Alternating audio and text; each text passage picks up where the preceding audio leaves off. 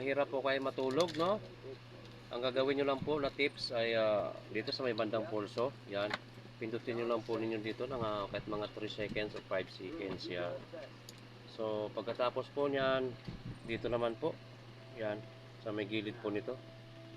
Yan, pindutin nyo lang po ito para ma-refresh po yung ating isipan at ang ating utak na laging pagod. So, yan. Nakikita niyo po ba ito? At dito rin po, yan. So, kakasunod po natin, dito, yan.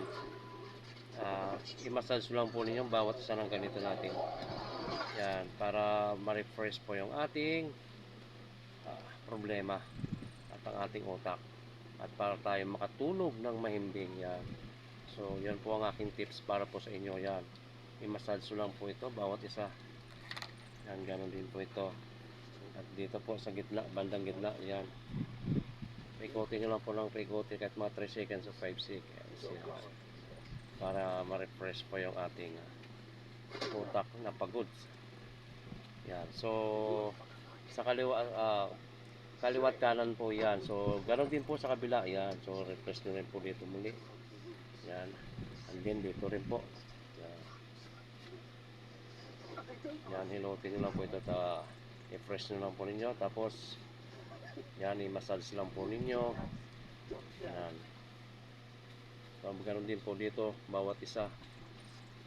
Yan. I-massage lang po ninyo at para makatulog po kayo ng mahimbing.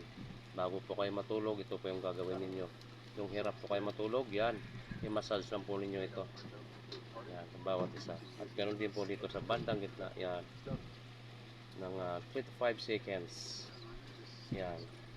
Para ma-relax po ang ating isipan. Yan. Pagkatapos nyo po, i-press nyo lang po ng ganito. Yan, para ma-relax po yung ating mga kamay. At makakatulog po kayo ng mahimbing. Yan. Yan. Sana po ay may matutunan po kayo sa aking technique na kung paano makatulog ng masarap. Yan.